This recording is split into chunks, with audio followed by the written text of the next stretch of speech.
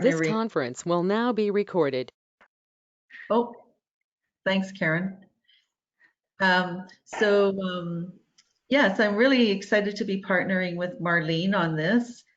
First time for both of us doing the resolution presentation. We want to keep this pretty informal so that we've got a presentation for you, but we want to hear your ideas here because I think we've got a lot of experience here in our virtual room.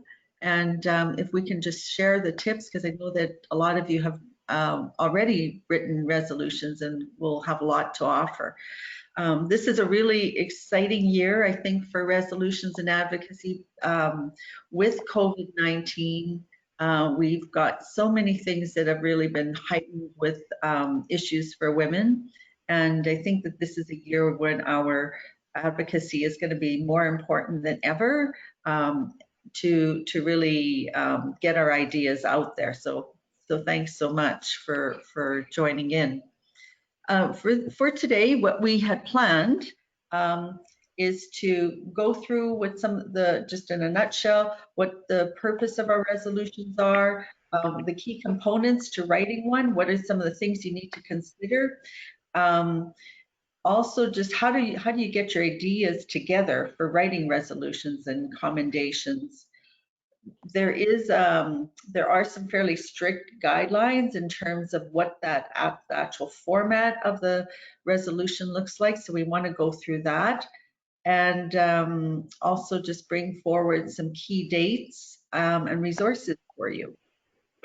So with that being said, I'm going to turn it over to Marlene to get started. Okay, so I'm Marlene McKinnon. Most of you know me from numerous years at BPW Ontario. The one thing I wanted to add to Colleen's intro was that after we have some feedback from the group on this slide presentation, we will compile it and make it available in a PDF format to be included on the website for both Canada and Ontario. So our resolutions, the purpose, going from the screen there, it's a means of formally voicing concerns or expressing opinions to influence change with regard to issues affecting women locally, provincially, nationally, and around the globe. So we have a voice, and we can use the voice to create resolutions not only at the local level through your municipal councils or your regional councils, but all the way up to the international. At the BPW International Congress, they pass resolutions that then are presented to the UN. So our resolutions may be provincial or national.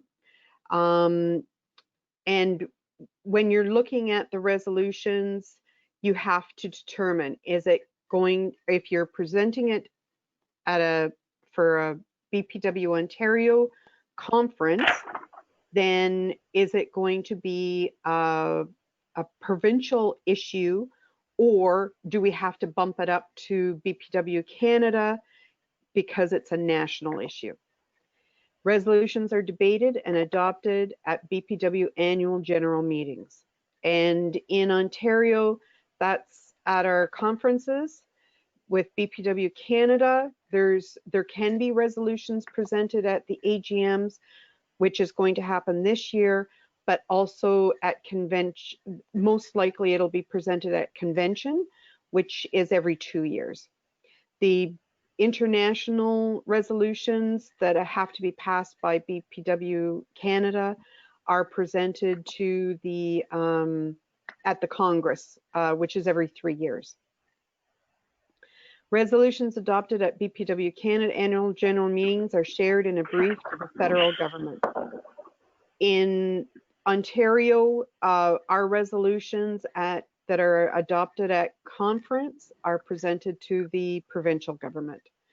The briefs are created and they're shared on the website, whether it's BPW Canada or BPW Ontario. Next slide.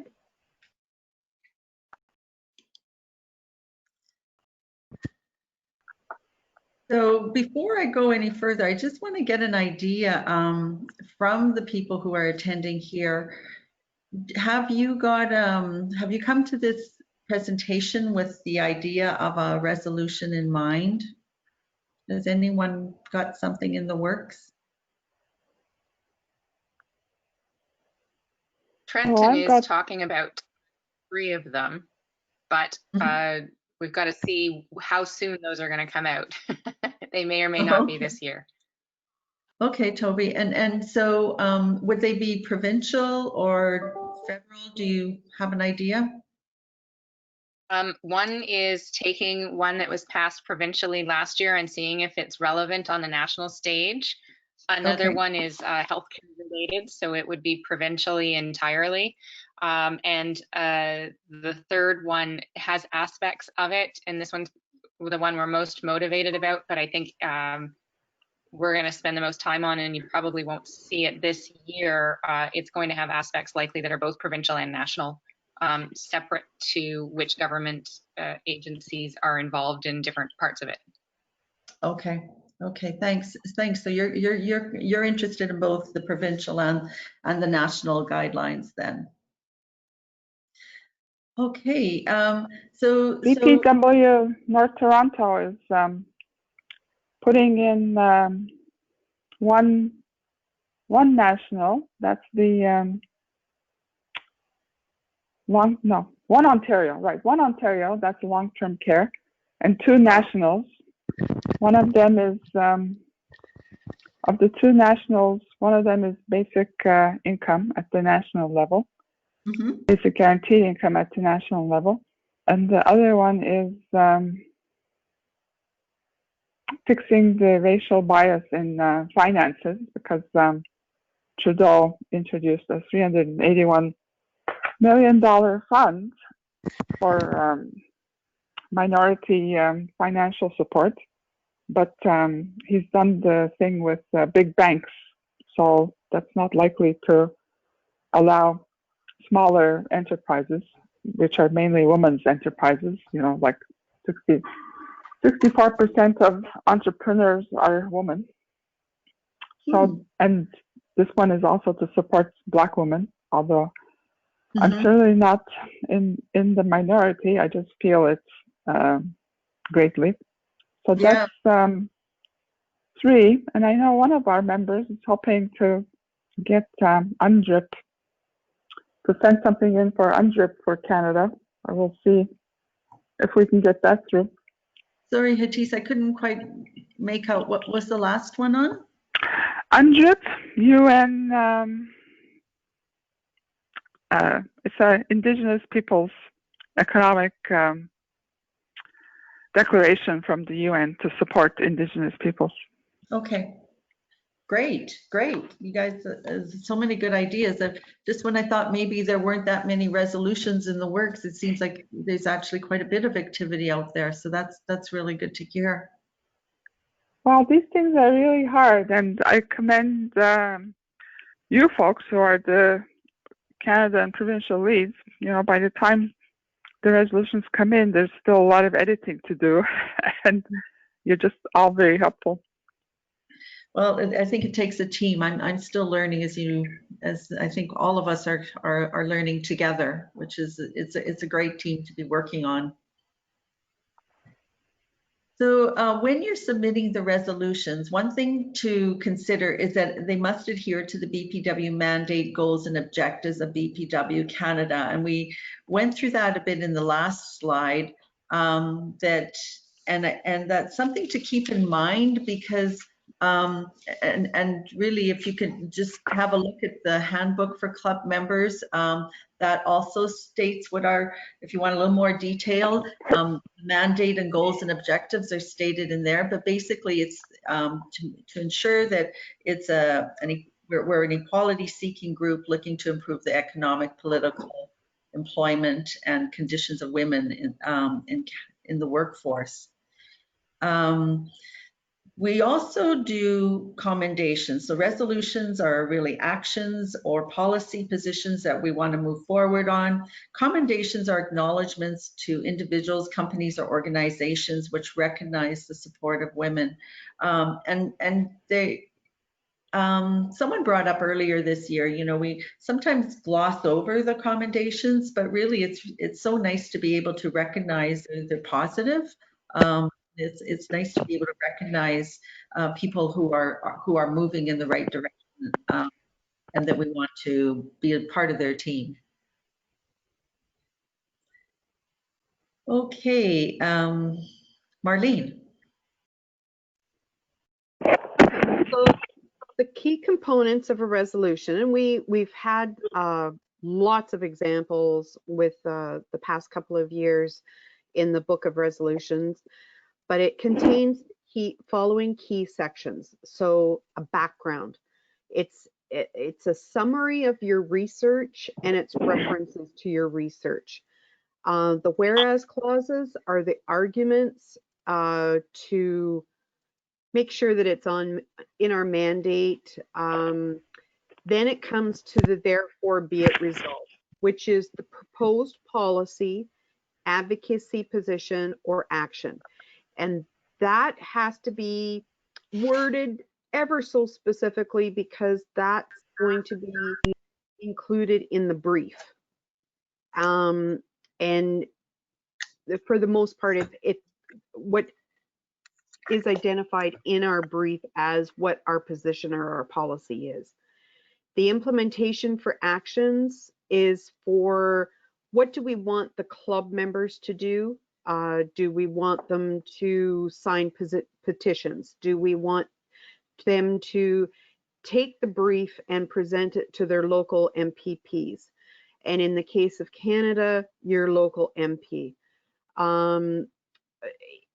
Can you forward it to get our club members to take the brief and forward it to organizations within their communities that could additionally add actions to it?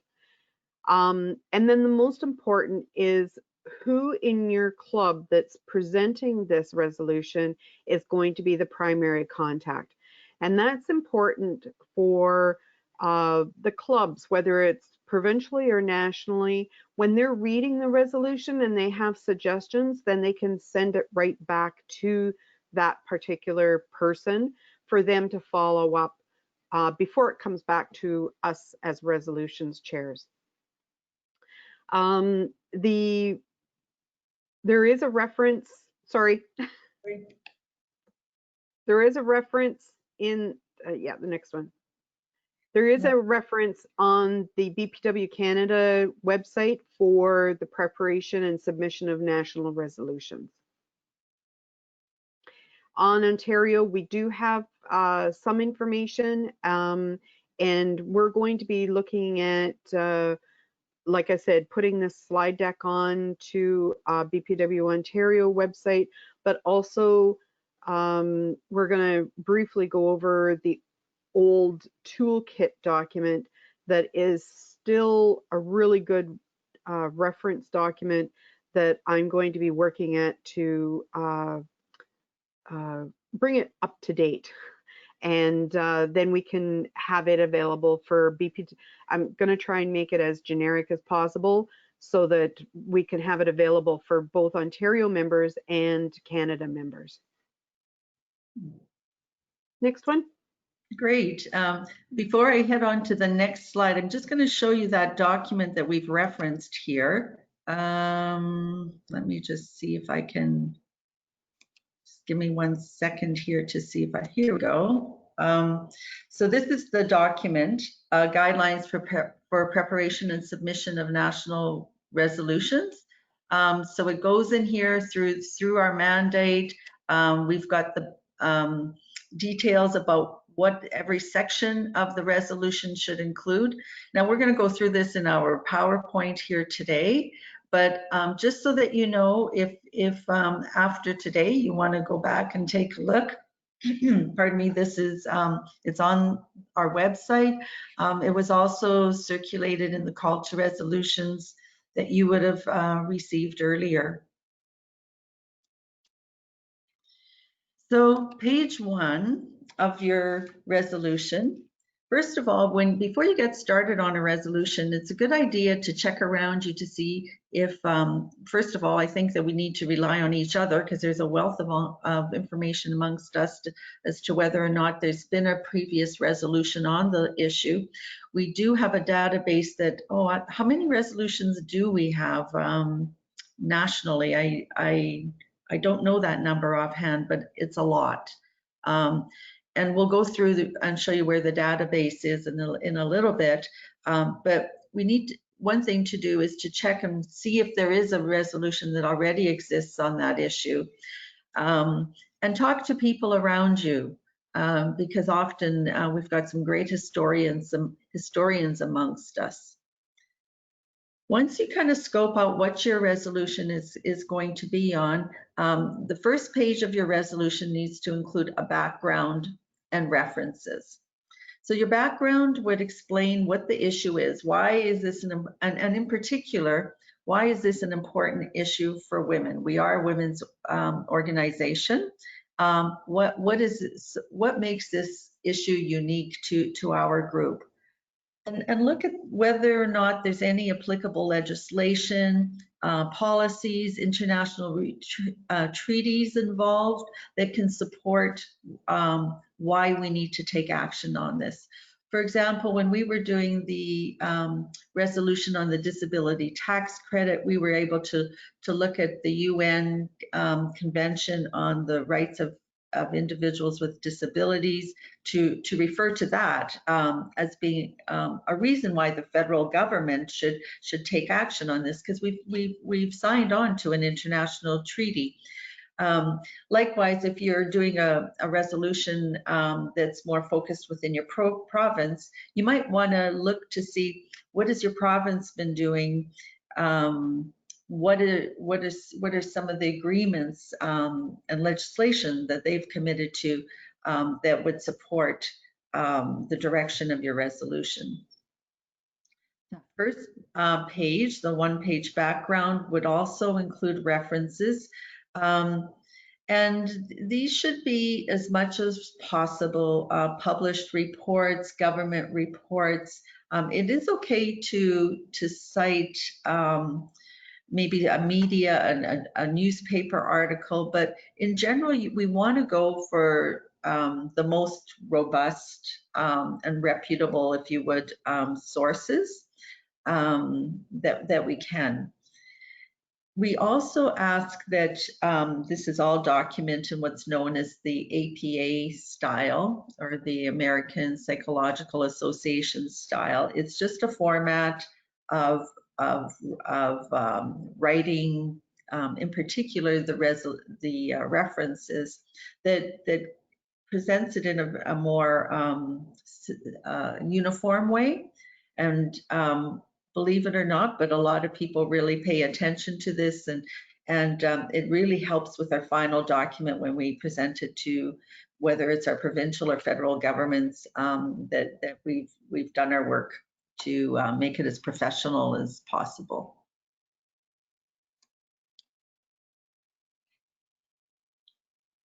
Okay, Marlene, you want to do page 2?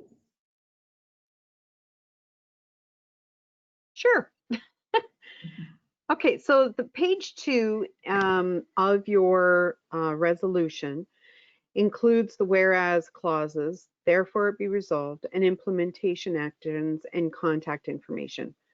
So in your whereas clauses, you're developing the arguments for the proposed policy, advocacy position, and then you follow through with your therefore it be resolved. This clause is a single statement.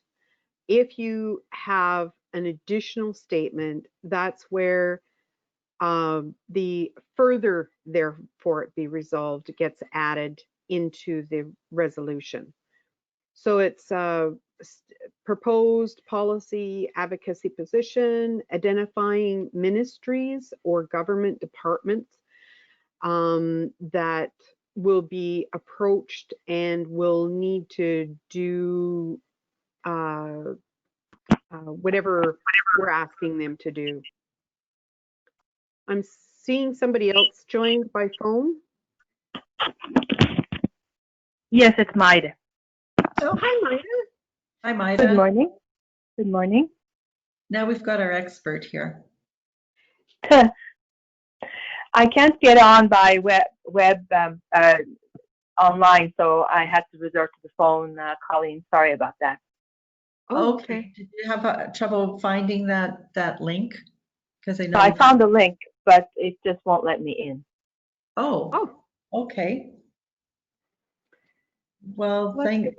I'll send it to you again, Maida, just in case the next one Yes. might work for you better. Okay, I'll send it to you. It's Karen. Okay. Thanks a lot, Karen. Okay, so yeah, we're just So- going over some of the key components of the resolution. Right. So in the resolutions, we have of course, Colleen reviewed the background. In this page 2, the whereas clauses, the therefore be it resolved, and if there's additional statements, then the further be it resolved statements. The implementation actions, and most important is the club contact information.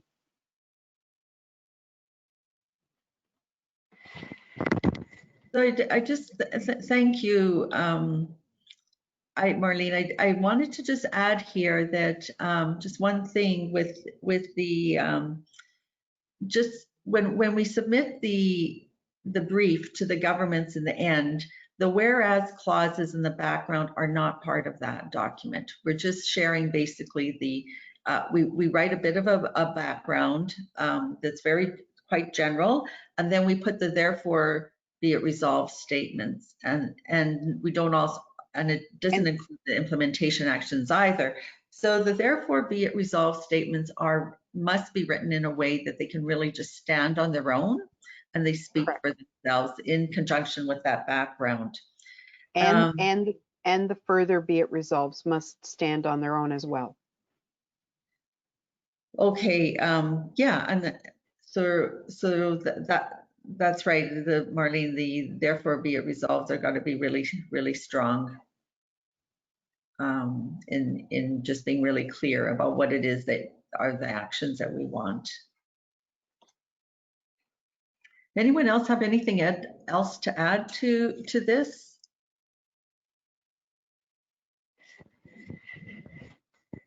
Any questions?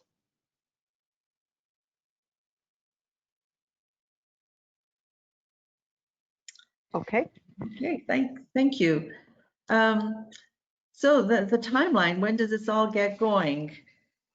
So this year was a little bit of a different year for us, but in general, you know, because we did have the virtual meeting in October, but in general, the fall to about now is when you'll see the call for resolutions, which opens up the invitation for clubs to start working on preparing their resolutions or commendations, and to get that discussion going. In January, that's typically the month where it's good to let your organizations, your clubs know what resolutions or commendations you're wanting to submit, and get their approval for those. And in Ontario, the deadline for submitting that the resolution and commendation is January 31st. So we're getting close to that. The deadline for submitting a resolution or commendation to BPW is March 1st. Now, for this year. Now you'll notice we don't have bylaws included in this timeline, and that's because bylaws are only done at our conventions, and which is every other year. So this year is going to just be an AGM, and we will be just looking at resolutions for that time. after you submit the resolutions, what will happen is that the resolutions committee will review those and just take a look at what's been submitted, make sure it's on mandate, look at the format. Is it adhering to the format? Is it complete? Last year, I'll just speak for the resolutions that were submitted to BPW Canada. Maida had a wonderful process where she engaged everybody who wrote a resolution to together and to review them together, to provide feedback. We had a couple of rounds of feedback, which was really a great learning. And so we were refining them all the time. So by the time they got to the AGM convention, people were feeling pretty good about having have had that feedback and fine tuning to know that they would make it through. Would you like to speak to, Marlene, the Ontario conference?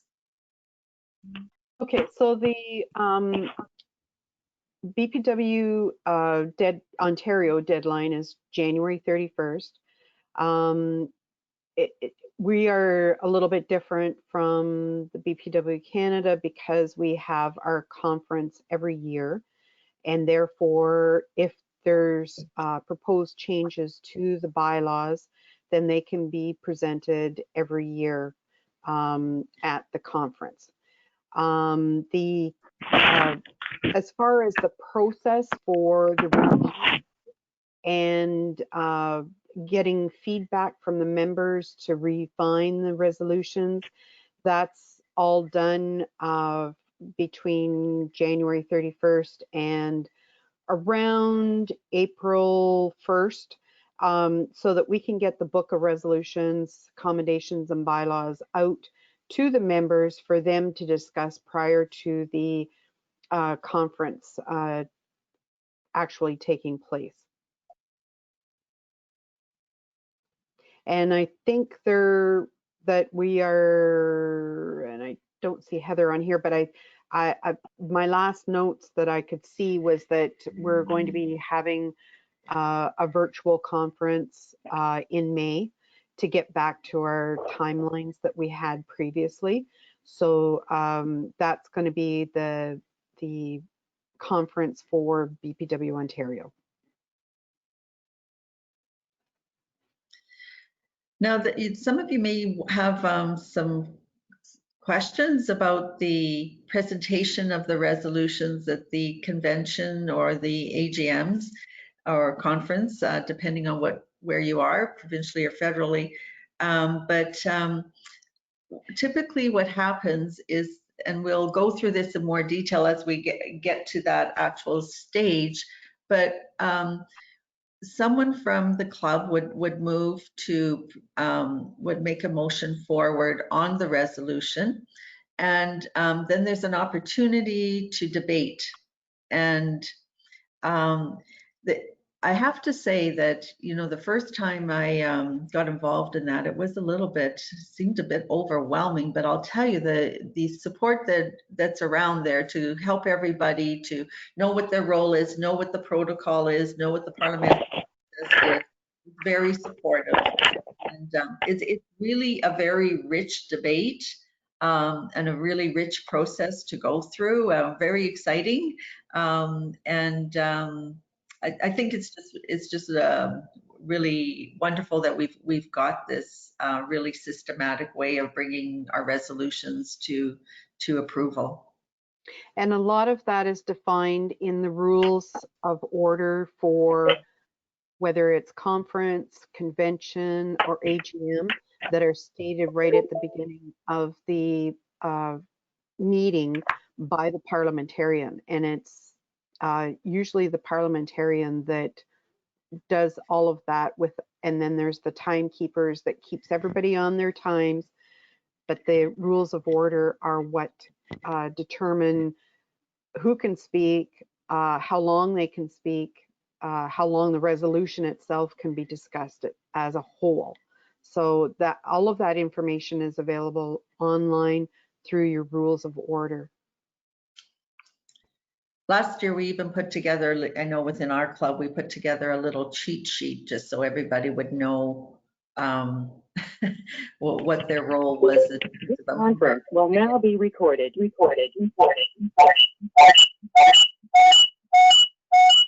some feedback going on there. Oh, okay. I think Maida's joined now. That might be the difference.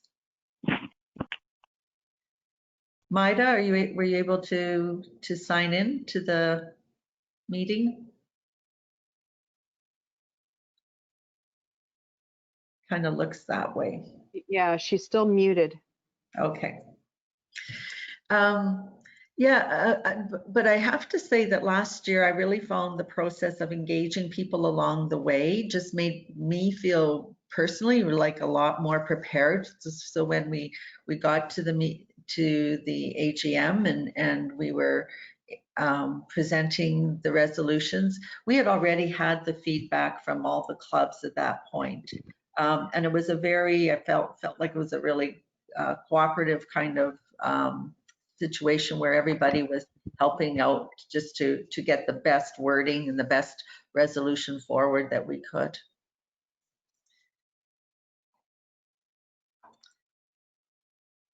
Kelly, I remember you rewriting a resolution just over a year ago, right at the meeting.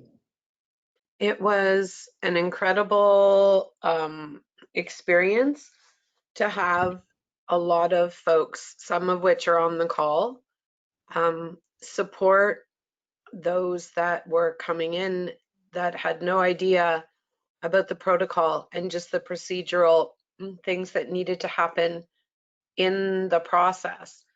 And it really, I think, is what anchored me to BPW, because it was more of a sisterly mentoring process.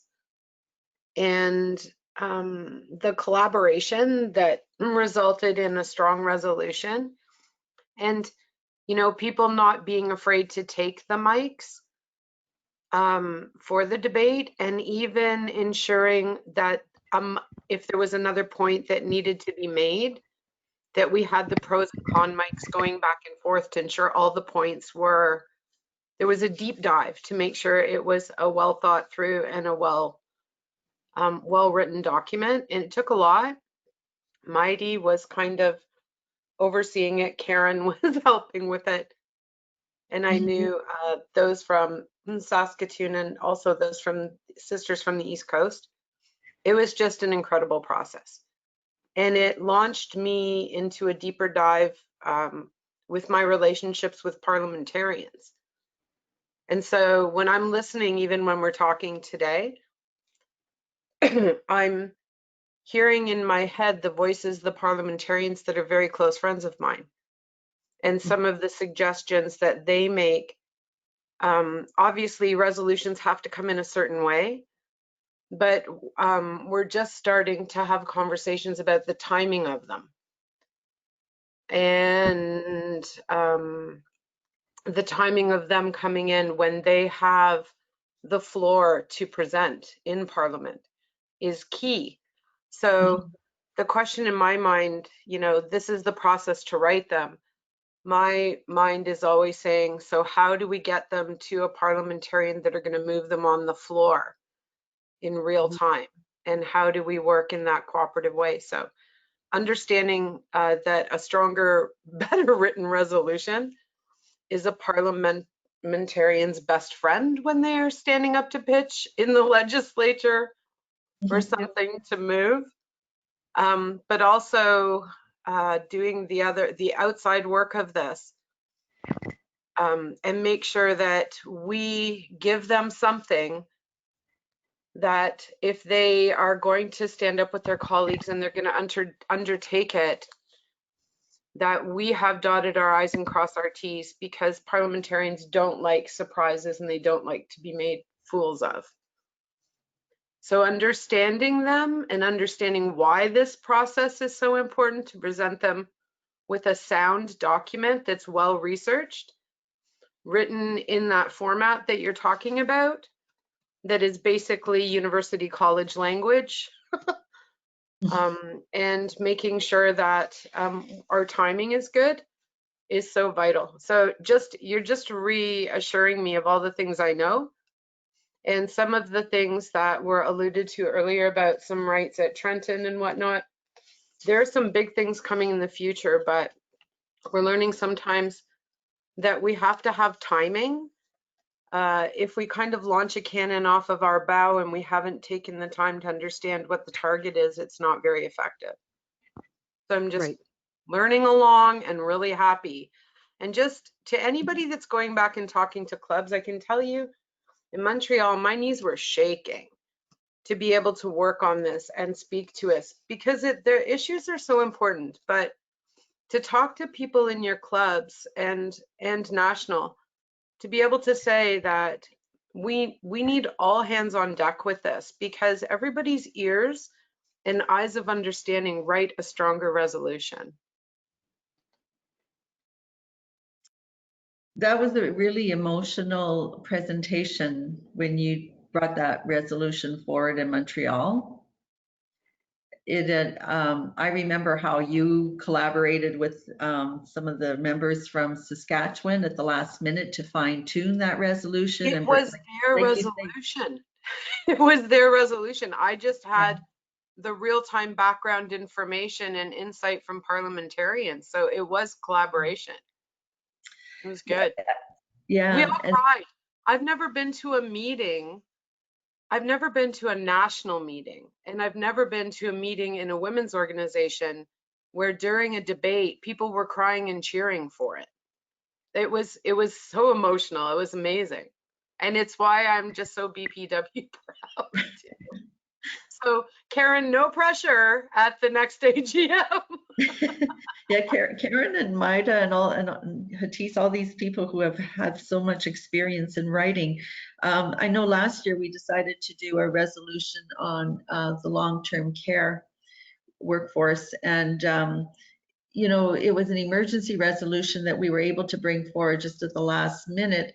Of course, there's another process that goes that we do have in place for emergency resolutions, and this was because this was related to COVID. It was an emergency, but the support I had from Karen and Maida to pull that together was incredible. It was incredible. There was no way I would have been able to do it on my own, and I learned so much. But I also wanted to say, like, the messages that need to go back to clubs is that there are mentor people that will help them along. And it's not a hostile environment. You know, often when you say we're going to debate this, that's the first thing women think is, oh no, I don't want to be criticized. Well, the debate actually brought out the conversation that needed to happen for the resolution to be sound. So I just think it's such an opportunity, you know, and we're watching young BPW and BPW onlines evolve as well. That those are, you know, it sounds like a hostile environment when you say you're debating. So I don't know, I reframed it in my mind. It was good. I think what helped too last year is, like I said, Maida had a process in place beforehand where we really debated it within a small group, and we had and maybe I shouldn't even say debated. We had feedback in, from our fellow resolution people, other people writing resolutions, and from the clubs. Then they went back to clubs and got feedback from them. So by the time we got to present them at the AGM, I mean, everybody was really prepared. And just to speak a little bit about that virtual experience last year, you know, I thought, well, maybe it'll be kind of dry because we're online, you know, we can't see each other. But I'll tell you, the group of us that had worked on the disability tax credit resolution here in Alberta, I think there were tears as we were texting each other, and you know, we had our mover, our seconder, and we had our speakers lined up, and when people came forth and told their stories, and you knew that there was just such an emotional, personal aspect to the importance of this to them, and we had happy tears going on amongst us, even virtually. Colleen, can you go to the next slide? Because that slide reviews what we had discussed both at the provincial and at the national conference and conventions. Sure. I will do that, Marlene. And maybe let's just keep them in mind. There's been some really great questions that have come up in the chat box. And maybe after this slide, we can turn to some of those questions. Okay. Okay. Okay, Marlene, do you want to go through some of these or just highlight? I'm just reviewing the questions in the chat box. Oh, okay. So Denise had asked, does someone stand up in front of the group and lead through the resolutions? So it's the resolutions chair, whether it's provincial or national, that chairs the meeting at that time. And at that time, it's part of the delegates' preparation for attendance to review the book of resolutions. And when they are being presented during the convention or conference, it is only the therefore be it resolves and the further be it resolves that are read out. From there, if there's the mover has a time to present, the seconder has a time to present, then it's opened up to the floor, whether it's pro or con. So if there's only one pro or one con, that ends the discussion and the vote has to take place. If there's motions for amendments, if there's motions for friendly amendments, those have to be dealt with after the mover and the seconder have had their chance to discuss, to do their presentation on the resolution. The next. Marlene, if I could just interject. Yeah. May I? Yes, it's Maida. Oh, I'll turn on my video if you like. It's just to reiterate what Marlene is saying. I don't know how many of us on this call have been to a national meeting or a provincial meeting, but just in case there are members who have not, I hate to bring this up, but I wondered if any of you watched the proceedings at the House of Representatives and the U.S. Senate this last Wednesday. Yeah. The process they went through actually is what we go through. The order achieved, the order in which things were done, is exactly what we do. So that was a great lesson in parliamentarianism on sort of international TV, just to give us some comfort that there is an order to this thing. The writer of the resolution in the background has a great role to play, whether they present the resolution or not. They're the orchestra leader who needs to make sure that the process that Marlene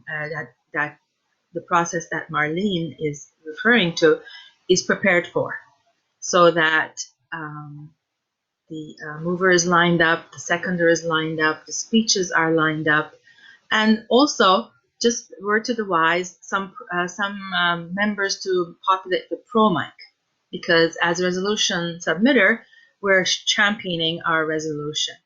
Because what happens is the conversation, just like you saw in the U.S. Senate and the House of Representatives, pro con, till the time runs out, or till there is nobody at the con mic or the pro mic. So we need to line up to make sure that the conversation, the debate goes along, to make sure the members get to know the resolution a bit better and are more inclined to vote for it. Thank you, Marlene.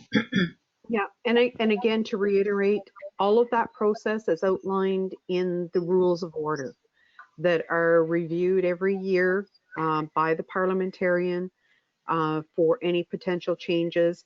This past year, there's been the changes because of the virtual component. We weren't face-to-face, so the virtual component added an extra layer into our rules of order. So if I could, Let me see here. Marlene, maybe before we go on, I just wanted to add one more thing. And I think this is a great discussion about what actually happens at the AGM or conference convention, because I think we need to debunk that myth that you have to be an expert at this to be part of that process. It is collaborative. The one thing, and maybe this is where we can modify our presentation for next year as well and include a slide or two that goes a little bit more into the details of this. But the other thing to consider, and again, we'll remind you about this as it comes closer to the date, but the individuals who are movers and seconders need to be registered as delegates at the meeting.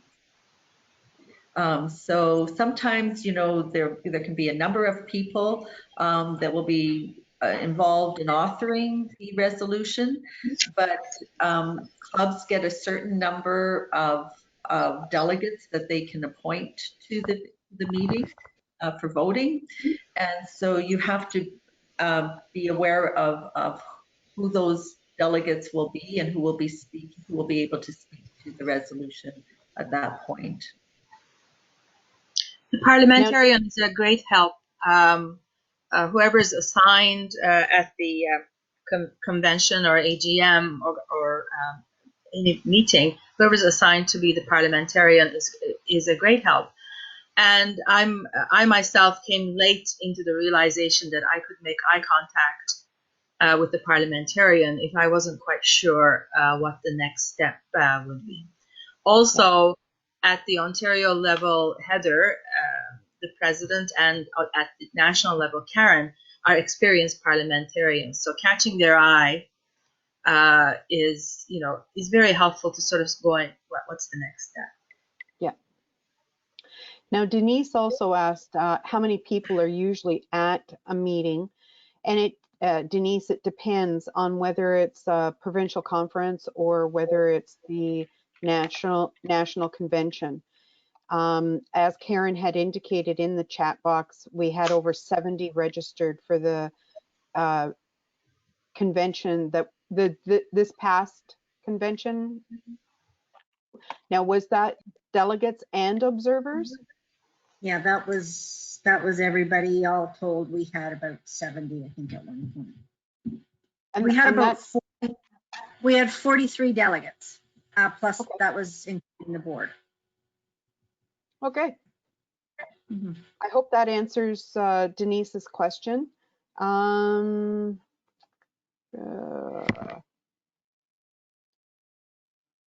Toby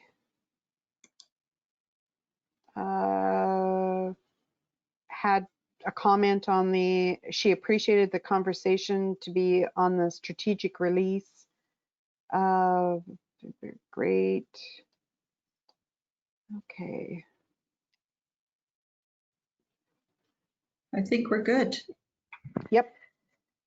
Yeah, great discussion. Okay. So on your screen, you see examples of the BPW resolutions, and Colleen and I made it the most current.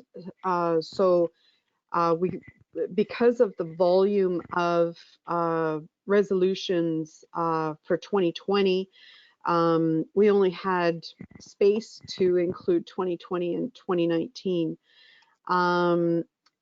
There is a lot more resolutions, and Colleen, I'm just going to take your, let me see here. I'm going to take your screen. Sure. I'll just, let me just see.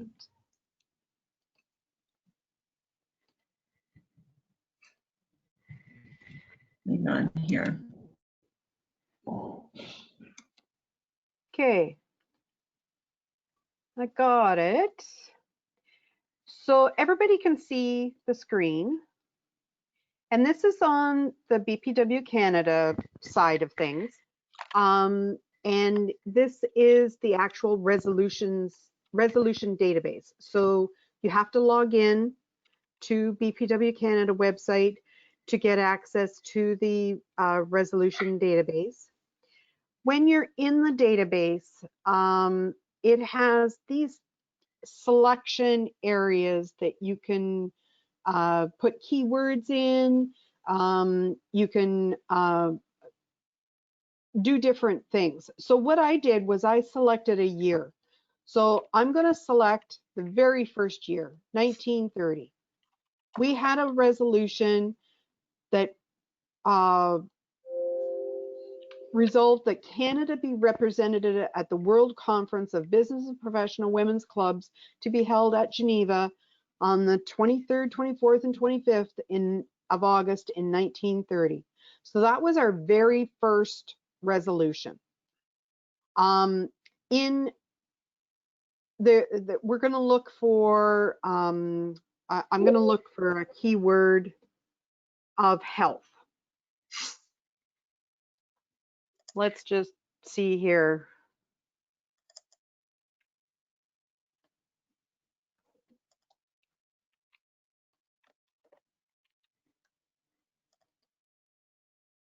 No results. Okay, let's try a different category. Reset it first, Marlene, because you've still got 1530 in there. So if you reset it, it clears it out. Okay. And then look at your health word.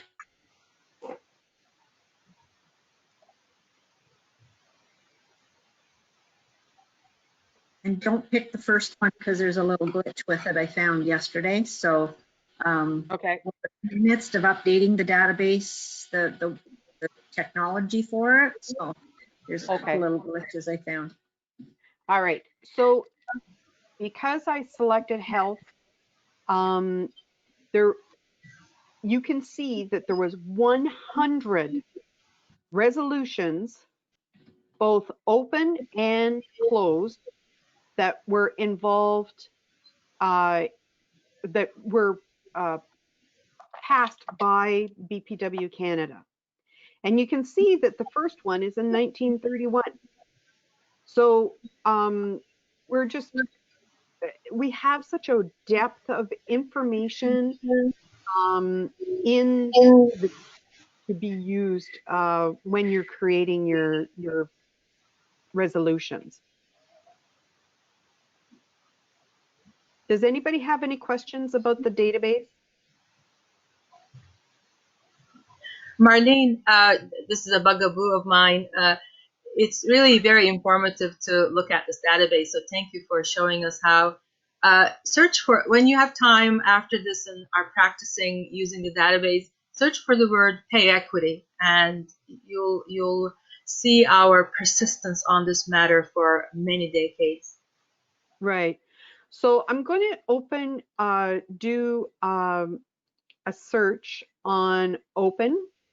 So right now there's 50 resolutions that are still open. So that means that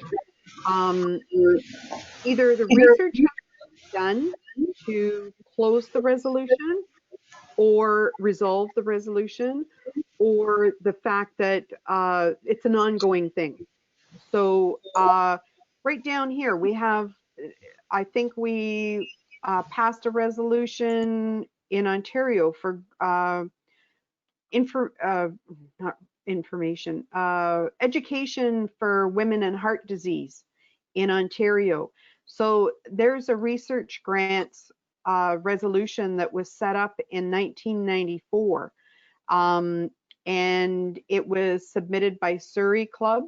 I'm not sure. Do we still have a Surrey Club, Karen? No, we don't. No, No. we don't.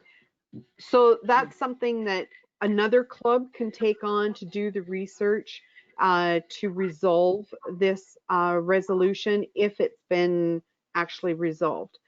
Unfortunately, we have quite a few clubs that have disbanded, so they are no longer functioning. Okay, let's go to Can I Colleen. add something, Marlene? Yeah. Just add before you jump off. If a club goes in there and pulls up their own club, and if they can have a look at the resolutions their club has submitted, of these ones that are still showing open, perhaps there's a number of them, and I found a few yesterday, that have been resolved, but the resolution chair can't go through this whole database and see if it's resolved or not. So if each club could go through and have a look at, see any resolutions they've put forward, and yes, it's resolved, and then at least, you know, forward to Laura to let her know resolution number such and such is resolved, and she can mark that, and we can whittle that down. Right. I know on the BPW Ontario database, Sault Ste. Marie had a couple that I tried to get resolved just because the technology that was within the resolution is so out of date that it's not. They were talking about corner store people doing ID checks for pornography. And now kids can do a search on the internet and it's up. And so the technology component might be that it was so far ago that it's not relevant now. So this is one that's open for BPW Sault Ste. Marie, and it's reaffirming some resolutions. So you would have to go back and take a look at what they're looking at, what we were looking at that time, and get that all set up. And again, it's pornographic computer games that the sale of computer games and other pornographic material to minors, again, that's going to be now an online system that has to be beefed up. These were at a time, it's in 1990, so that was at a time when it was still, even though there was the games and the movies, excuse me, it was up to physical purchasing, and now they just do it with a couple of clicks. Marlene, thanks for bringing that up about, you know, the opportunity to reaffirm resolutions. We don't have to reinvent the wheel on everything. Correct. Yeah. Colleen, do you want to take back the screen? Okay, do I have to take it back or? Oh, yeah. Hang on. Do you give it back to me? There, I give it back. You just give have it back? to share. Okay. There we go. Okay, so lots of ideas on the different resolutions that we've got. And I just wanted to, okay, well, maybe we'll just advance to the next slide here, actually.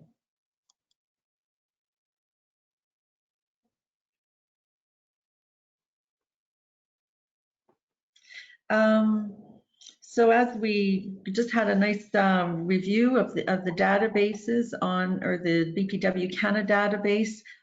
If you're looking for ideas on resolutions, well, I mean, like we said, there's still a lot of unresolved resolutions that are on our database that you could look at.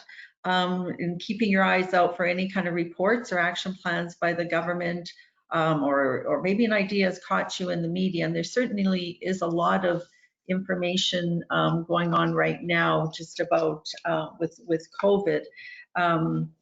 There's a lot of focus on economics, the SHE session, basic income. Well, we've heard that Toronto BPW is going to look at basic income. We do have wage parity is something we are the wage people, the equal pay people. Child care, universal child care is something that's being discussed a lot. And that one goes back a long time. We do have that one in our database as well. Some other issues, women on boards, women in politics, sexualized violence, healthcare issues. These are all very hot topics right now. We've been discussing some of these, and you're all welcome if you haven't yet joined in on one of our resolutions and advocacy collaboration webinars. We're having our next one on January 21st. So this is basically just a forum where people can get together and discuss, okay, with the resolutions that we put forward at the 2020 convention, what are some of the things that are happening now? What are some of the actions that we're taking? And also we're brainstorming ideas for new resolutions as well. Toby, do you want to talk about some of the things that your club is planning to do? Sure, I can highlight those really quickly for everybody. And Dee and Zelda, if you guys want to chime in, if I missed something about these points, do let me know. One of them is that there was the violence and harassment in policing raised at provincial level this past year. I guess we're already into 2021, so last year I can say already. And we're looking at whether or not it's relevant to take that to RCMP and federal stage. So that's something we're considering. The other one that's provincial is getting a couple of general information physio appointments included in our medical care. And there's some interesting research out there that talks about how that has a positive impact on our healthcare system in general, and certainly on the lives of, by and large, women who would be accessing those services, as much as for men as well. But especially when it comes to women's health, physio really has some fantastic impact. So we're considering that. And the one that we're really super excited to work on, but it's going to take us more time than having it ready this spring, is collaborating with folks to come up with some resolutions with respect to clean access. Sorry, no, I've said that backwards. Access to clean water for Indigenous folks across Canada, especially. And just we had a great chat with a local lady who's an activist with respect to Aboriginal issues at our local club here, one of our monthly dinner meetings. And it was eye-opening to just hear from her, as much as I see it in the news, and you know, it's an issue we're aware of, perhaps a lot of us really on kind of a fringe level or a cursory level. It was eye-opening to have her talk to us about it, and definitely re-energized us towards that end. So that's the third one. And that's the one where we're going to have to really break it down to different aspects that may be provincial things that can be affected versus what federal things need to be looked at to make that possible. Thank you, Toby. Yeah, there's so much preparation that goes into these, and I think about your comment earlier, Kelly, about how you have to really do your homework, and there's really it's important to make sure you've covered all aspects and you're really going through the development of the resolution strategically as well, so that it's well positioned and we have time to do the work to kind of bring life to those resolutions. I wanted to mention. Can I just interject something that I found really important? Sure, Kelly. That I also found, and I think this was Maudie's suggestion to me, but when I was doing backgrounders, to also know what the oppositional papers are to our arguments. Mm-hmm. To understand what those papers are saying in order to make sure we have the research that refute that before it becomes a big hoo-ha after the resolution is written is vitally important. So encouraging us to read both sides and not just include what our opinion is in the resolution writing, but to be really clear and really read with an open mind to know what the, what the withstanding arguments are against anything that we're proposing for women and girls and for the benefit of equity. Maudie gave that to me, and it has been a gem for me going forward, even in my conversations with parliamentarians and police officers. That's a great point. Last year, we had the opportunity to pair up with a policy writer from the Canadian Human Rights Commission to help us with drafting a couple of our resolutions. We also found that was a very helpful exercise. Particularly, I think what it opened our eyes to was maybe reports or commitments that the government had that we weren't aware of. And the other thing was the lesson we took away from that was just the whole idea of intersectionality. So as we're writing to advocate for women, who are the most vulnerable of vulnerable amongst those women? And that's where if we can bring forth the LGBTQI or Indigenous women, it really broadens the scope of who we're advocating for. And I think it brings us much more into the conversations of 2020 or 2021 now, where we're talking about unconscious bias and being and wanting to be more inclusive. So if there's ever the lesson we took away was if there's a way that we can just insert a sentence or two in that background to address the most vulnerable of vulnerable, then our message goes a lot further. Well, and the thing is, a lot of the things that we're advocating for in a resolution, we need to ensure that if we're speaking as a collective, as a women's organization, that what we're saying would be the narrative from the very persons that we are trying to represent and stand with. That's key to the work that we do. And I am constantly checking our task force and our board of directors and even our staff that we do not have the right to speak for someone else unless we have their permission, and then it's to amplify their requests. That was the whole premise of Project En Route.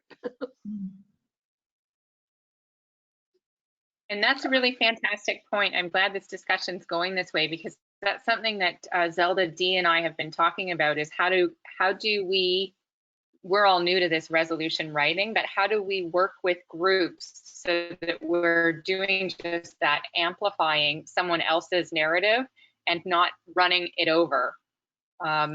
So I guess, obviously we're writing a resolution for within BPW to take forward, but how do we partner with other groups that are already working on these same things? How does that process happen for the things that are more complicated issues? And I think it may be obvious that specifically I'm referring to our interest in pushing the First Nations access to clean water.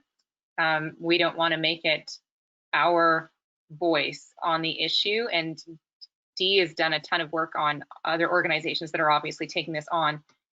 We have to tie it into the BPW mandate and keep it very, kind of narrowly focused with respect to how does that improve conditions for women, working women. And I think that case can be made. But anyway, enough said. My question is, how do we work with other groups, and how does that happen in actual process for resolution writing? Well, I can start the commentary. Since 1937, BPW BPW Canada has been working on economic fairness, economic equity. So the first big, hairy, audacious goal was pay equity. Now we're, of course, talking about gender economic justice. So that's a long arc of work that we've done, and we're not done yet. And so we partnered with the Equal Pay Coalition in Ontario, and I think in New Brunswick there's a group that you are able to work with, from what I understand. And there is now a national pay equity coalition. It's named more sort of economic equality. That's a long relationship, and there have been many little steps between BPW and those 50 partners in Ontario. You know, small steps, large steps sometimes, holding the government accountable, going up for presentations. We made it all the way to the Committee for Social Policy a couple of years ago. That resulted in a legislation where we saw BPW words in the legislation. Now, what happened was, another government, another mandate, that legislation was simply parked aside. And the consequences of that you're seeing, of course, in the lack of justice for women during the COVID-19 crisis. So we are in the province quite immobilized because the labor minister just does not listen, the finance minister just does not listen. So the Equal Pay Coalition, especially the unionized members of the Equal Pay Coalition, do a lot of work.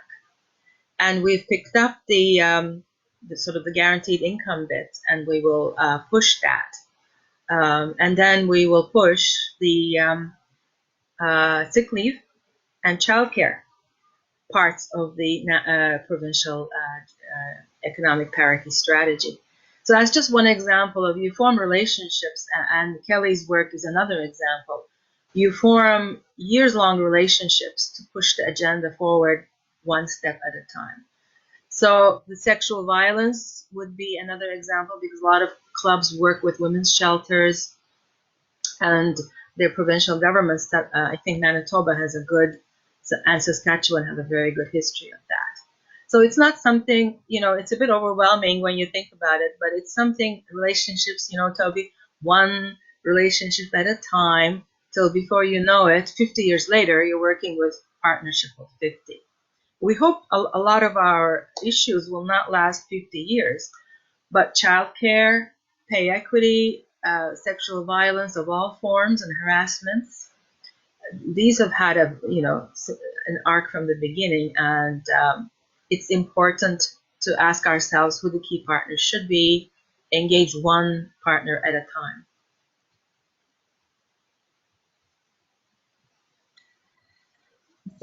Good points, Maida. It's all about those relationships that we build.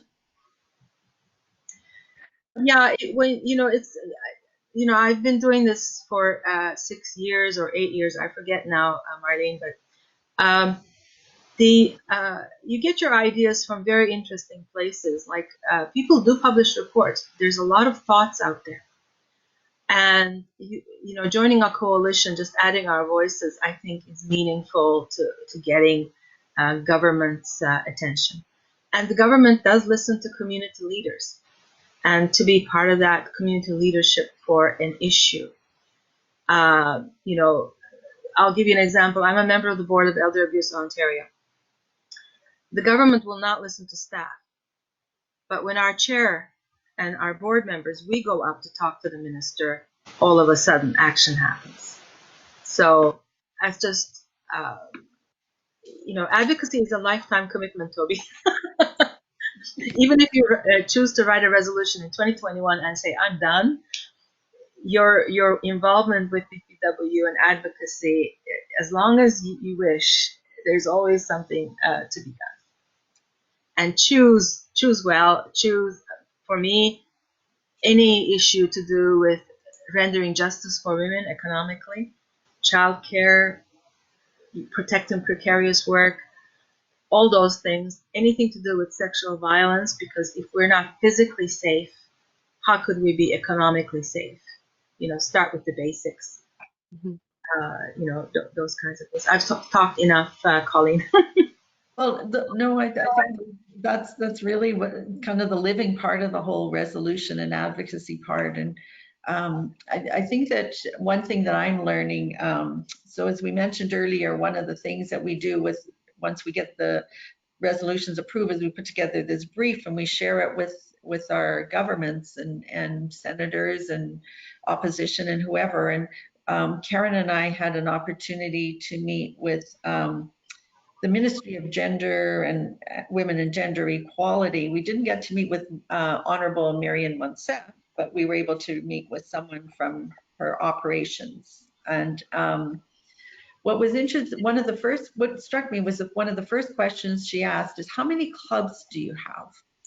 And when you stop and think, so Karen, I think you said we had 23 clubs, and her response was, wow, like that's coast to coast. Like just that in and of itself is I think we forget about how powerful we are and how broad reaching our representation is. And if we can even just, you think every club has got to have 10 members, right? And if we just engage those 10 members in 23 clubs, what a powerful voice that is. And that catches government's attention. And that was one of the messages that she had to us, is communicate with politicians often and frequently and let them know what your thoughts are, because they are interested. What was another quote that I think we heard earlier this year, and one of was that politicians never made a decision because of the evidence. It's more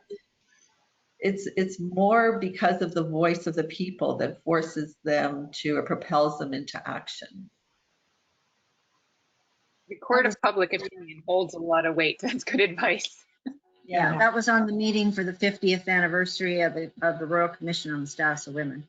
That's what it was. Yeah. I thought that was very eye-opening for me anyways. Speaking of government interaction and relationships with MPs and MPPs, also, I have another question, again, being new at this. What's the order of operations, I guess, for going out to a specific MP or MPP to chat about an idea? And the reason why I'm asking, which will help maybe frame my question, is let's say specific to childcare. If I had a topic in mind, would it be out of turn to go to the MP or MPP responsible for something to do with the resolution concept before putting together the resolution, to have kind of an offline chat with them and do some background work and it may not necessarily be the MP or MPP in our local riding, but it would be the person who's tagged with that office. Is that something that we can do in advance? Because I don't want to mix up the things either and risk going to one of those offices as a BPW idea when it's not something that's been taken to and supported by BPW. It's a horse and cart problem that my head is stuck with. No, I'm going to jump in and say, do it, Toby. Just do it. There's only one solution to this. Just do it. Because the conversation itself, you need to know, well, you know it's an important issue. But is it in the lineup of issues that they're going to deal with? And I've been to a meeting with an MPP where he sort of is looking blankly at me, and he has his policy assistant in the meeting, and she perks up immediately. It had to do with the Gender Wage Gap Steering Committee's 21 recommendations. He really had not read them through. My sister and I went, and we had to be quite blunt, saying, look, 51% of your constituency are women, and you're living in a constituency where majority of the workers are precarious workers. You just happen to have your office in the rich end of the constituency. Look north and do something. And next thing I know, he's at the Social Standing Committee, Standing Committee on Social Policy, and thanking me. So, I mean, if you choose something like childcare, no BPW working woman worth her salt is going to stand in your way. Yeah, and when you're making the appointment with your MP or MPP, you're going to be representing your local club, because your local club has to approve the resolution and draft the resolution first. So when you're doing that, it leads the local information, and then you can talk to them about, I'm putting together this resolution that I want to present either to the national or to the provincial organization that will be part of our brief, if it's approved, to go to your government. and get the discussion started there. So if you're looking for some logistical information, because when you're just starting to do this fresh, we actually have on our national team, we actually have Stephen Harper's ex-communication lead. So tapping into somebody at that level that's taken and trained us, and I don't care what her political chops were. I care that she was a communicator through political offices at a high level. So she actually took our team through a half-day training on how to talk to politicians and how to talk to media.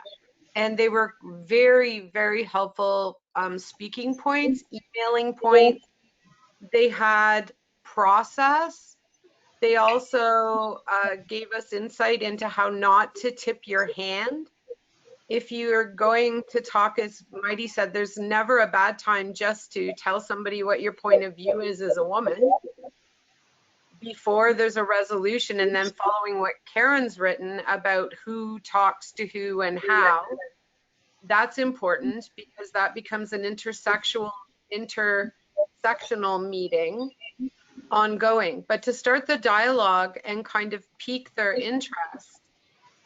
So we've had a lot of success with this because we actually have a protocol on how to do it now, and it's relational, and then it blends into professional, including at what point do you send them a briefing note in an email. Kelly, that sounds really interesting. Is that something that you could share with the rest of us?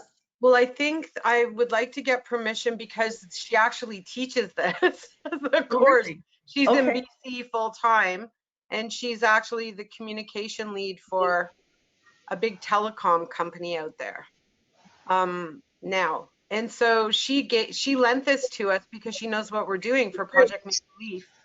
And that's why we're having success garnering meetings with people, because she's teaching us how to not say everything we want to say so that they want to meet with us. And then what's the next step and how much you disclose in a brief, because if you disclose too much in your call brief before you even get to it, they can cancel the meeting. Mm-hmm. So it's really, really strategic, and it's really given us a lot. Next week, I have a on call with Carolyn Moroney, Jeff Urich, and Doug Ford, just because now, using these techniques now for 3 years with her, it opens the door that people are listening to us. And the other thing is, and for those of you on call that have got these relationships with politicians and have had these conversations, you learn and recognize how to use your relationship when it will move it forward, but don't use it for everything. You need to know when it's important to call on them, and you need that governmental will in their push, and when you don't bug them about every little thing. It's really important to build that type of relationship where they can trust you and they give you their cell phone. Like to have politicians' cell phones that on a whim, if something's really important, they will trust you, that you'll also text them and give them a heads up that we're all working on it together too. Not just to go in and demand things from our resolutions, but saying, hey, did you see this in the media? I think you need to speak to this. It's been really helpful. So if somewhere in the next year or so, we would like to work on this in clubs or at a national or provincial level, I think that'd be a really good takeaway for us all. Karen, thanks for bringing that up. Karen, do you have any other comments? And this has been a great discussion about kind of the whole advocacy part. Maybe we can just kind of tie it together here a little bit, Karen. Well, sure. So clubs are encouraged to take the brief to their local MPs or their MPPs to discuss that with them. And so when Toby was talking about bringing up, positioning some new ideas, that's a great opportunity to make the meeting to be able to talk about the brief. But while you're there, don't just focus on the brief, because they can read. Unless, there might be a couple of things you want to bring to their attention, but then talk about some other issues. And Heather and I had a meeting a while back with, when you could still meet with people in person, with Todd Smith, who's the minister for, well, he's lumped into women and children and God knows what. But anyway, so he was our local MPP. And so we came up with some ideas while we were talking to him with some future things, because we had his thoughts on the topic. So things like that, and turning around, I want to meet with you about the brief, but while you're there, pre-positioning some other ideas that you might have and get some feedback. So that might help with what you're looking for, Toby.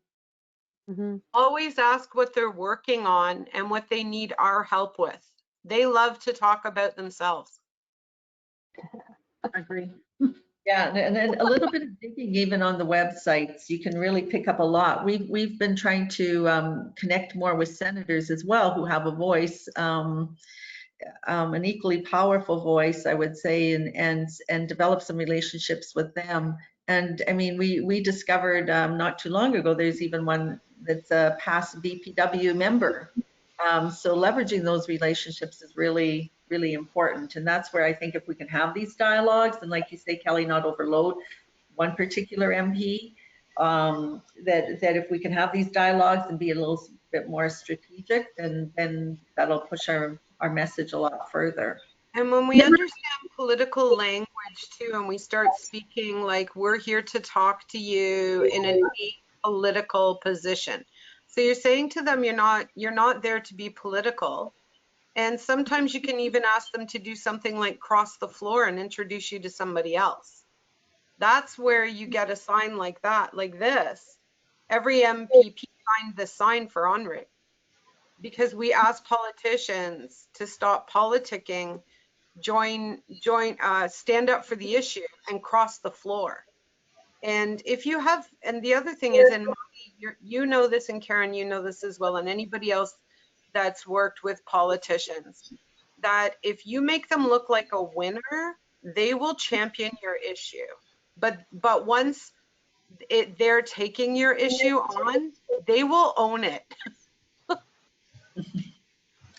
That's what we need, people to own our issues. The other, sorry, Colleen, do we have time for another comment, or do you want to move on? No, why don't we take one more and then we'll move on. I'm just going to say, never underestimate the benefit of BPW. There are so many levers we can push. Remember, we're an international organization. We're a UN signatory. We go to the status of women every year. We go to the General Assembly every year. We have a UN vice president who is in the thick of things, virtually now, of course, but physically, generally. And, you know, we were talking to a minister in Ontario, Heather and I, and Linda Davis. And it was time to sort of register for CSW. And so we said, so we're hoping to see you in New York, just innocently, to the minister. And she had no idea about the CSW process. We said, Canada forms a delegation, invites provincial status of women ministers. So her assistant immediately picked up on this. To make sure that she was invited to go to New York by the federal government. So that, I think you're seeing the positive relationships from that. Or, you know, Kelly and Heather now have stepped up with her with the sexual exploitation work. The other thing is, remember the Sustainable Development Goals. And ministers will always surprise you, either by denying it or by being engaged in it. Either way, knowledge is power. You can leverage that knowledge. Are they for SDGs, or are they just not aware of the SDGs? So there's a lot going on that we can talk to ministers about, and sort of look at the body language, look at the body language of the assistant in the room, and see which messages are starting to resonate, which makes them vibrate. Thanks for all of your comments, everyone. And I hope that we can continue some of this on the 21st if you would like to attend. And I think that this is just your ideas are just wonderful. Let's carry on. Okay, Marlene, I know we've got a little more material to cover, right? Okay, yeah, we're gonna go to the next screen. We'll still try to keep to our 11 o'clock deadline. So It's your 11 o'clock. It's our 1 o'clock. Oh, right. Yeah, you guys are probably So- getting hungry. So let's go with the resolutions toolkit. Now I'm going to do this really quick because it's a toolkit that was put together by former members or current members of BPW Ontario, and it's a bifold document that I'm going to try and update so that we can get it available to our members and our clubs to go forward. So in this page, it's talking about the introduction, the mandate, the context, the problem whereas combination, and we're going to go through. If you can go to the next screen. This screen is, I love this model graphic that was put together way back when. So this is one of the pages. If you go to the next page. And again, I'm not going to read everything because it has a lot of information that is really small print right now. And we'll just go to show you, like, it has the international aims and goals, is your resolution topic on mandate. So it gives you that idea of what you have to be on mandate. Next page. It talks about the index of resolutions, and that's what the resolutions database used to be called. So that's part of the update that's going to be done, is to let them describe the database that we have on online. It talks about the reaffirmation statement, putting your issue into context, conducting your topic research. Next page.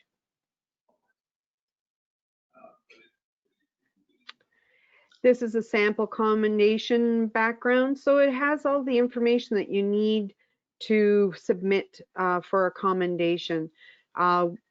Examples of the whereas statements and the tips on writing your whereas statements. Next page. Then it describes what happens to your resolutions at the local club, at the conference or convention, and in the brief and consultation. So that's all in there. So that's good information. Again, I'm going to be updating it so that it will have this document again. And we go to the next page. I think where that about takes care of the pamphlet that you have. Sorry, yes. Did you have any other comments about that? I think it's a wonderful resource, and thank you for putting in that time to update it now. Yeah, Karen. I just want to mention something. If you are taking an existing resolution and reaffirming it, the reaffirmation needs to be exactly how it was written when it was written. And the reference you use is not the reference number that's in the resolution database. That could be 600.1.2. That does not go in the resolution because that's an internal number. That's an internal reference number. So if you're reaffirming resolution number 4 that was in the 2016 book of resolutions, that's what you would put, 2016-04, based on health issue or whatever. And it needs to, we're reaffirming the resolution number, whatever, and it needs to be exact. So even if you want to change something, then it's not a true affirmation. So keep that in mind. And then you can add, therefore, be it resolved to it if there's something more that you want to include in that same topic. So that's just a couple of thoughts on that. We're going to talk about the APA and references. And if I could mention before you get started, if you use, it's best not to use tweets because they can disappear. And, you know, when we're sending off the brief, by the time the brief goes, the tweet's gone. And so we want to make sure we're very credible when we're sending in our brief and having correct links that are there and available, and a tweet might not be. So, thank you. Yeah, that's a great point, Karen. So yes, as we mentioned earlier, there is the APA style that we ask you to adhere to. There's actually an online manual that you have access to that is referenced on our BPW Canada website.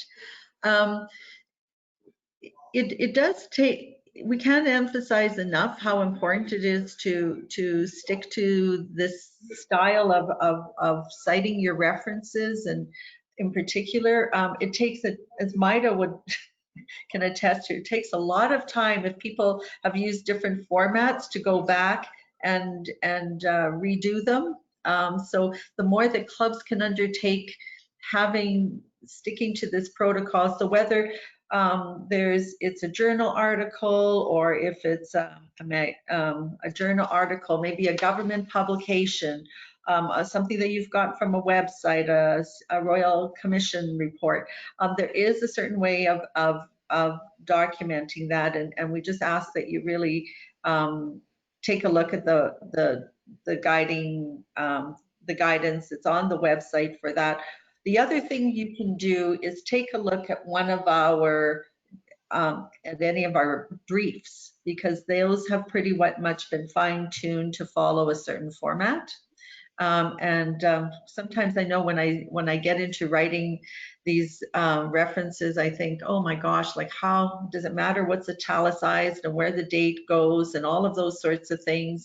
And it's just easier to kind of look at some of the other resolutions that have been written in the final format.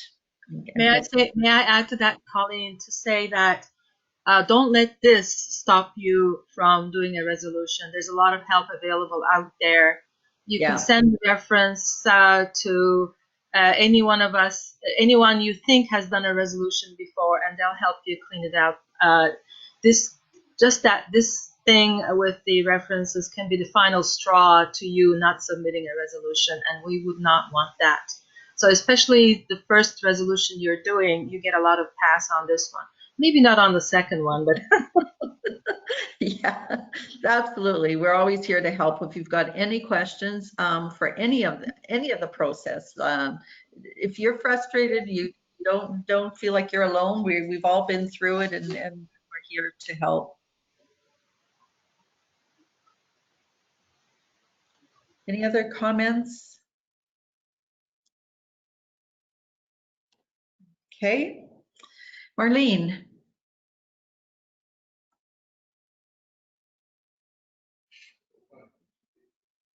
Marlene, you're on mute. Yeah, sorry. The key dates for BPW again are the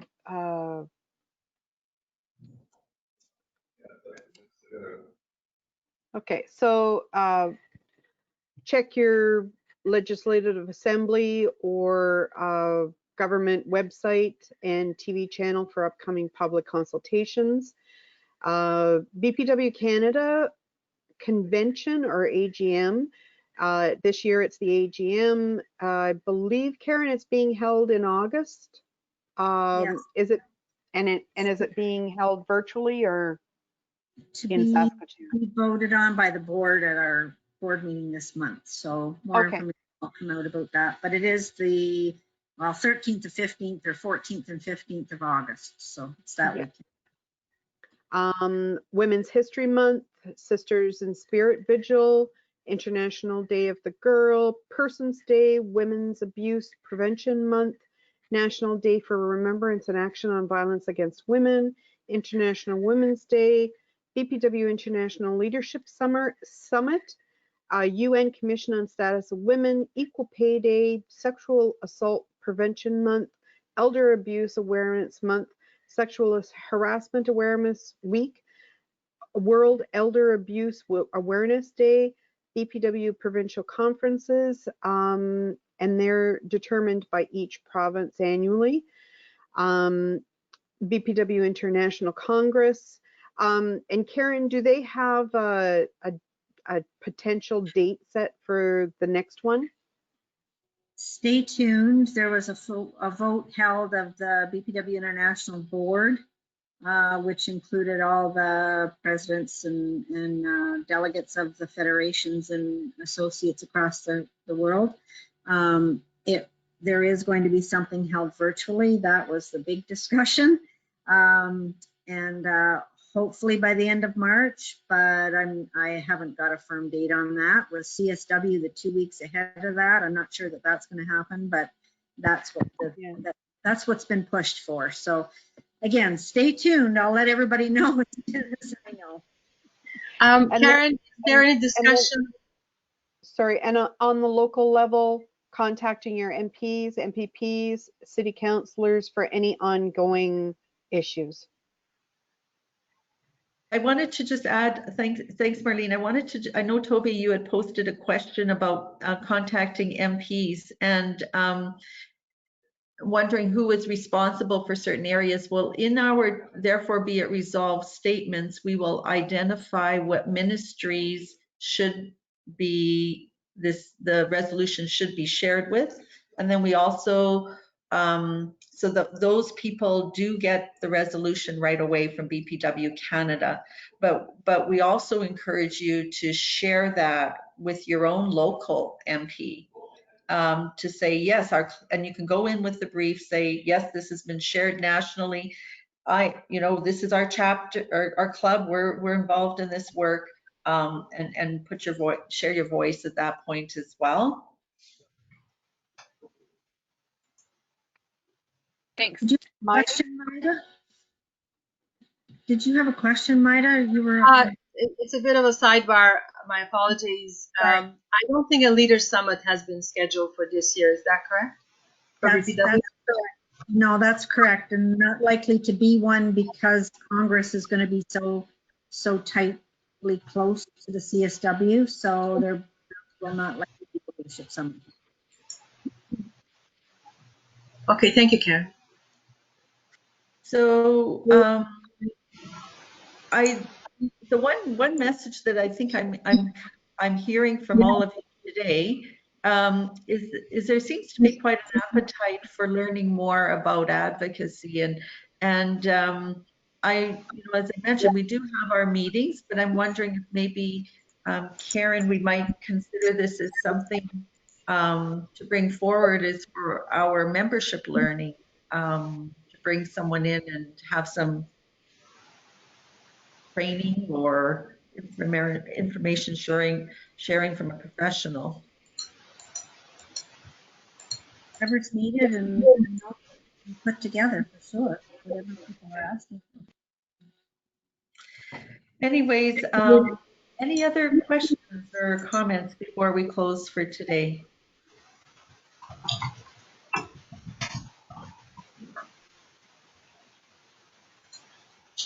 Just to say thank you very much, Colleen and Marlene, for co-hosting this session. It's been very valuable, and and a lot of new topics and ideas have been opened up. And yeah, thank you. Thank you, everyone, for attending. I mean, it always gets my blood going when I listen to everyone and think of, oh my gosh, there's so much to do, so much to do. So the recording will be posted. Marlene mentioned the slides will be posted. The recording will be posted as well. When it's available, I'm going to send it to Laura, and she'll have it posted on both sites, Ontario and Canada. Okay, well, thank you very much. Thank you, Marlene, for heading this up for Ontario, and for everyone who was able to attend today. Please reach out anytime that we're here to help, and look forward to what we can make happen this year. Take care. Thank you. Good job, everybody. Bye-bye.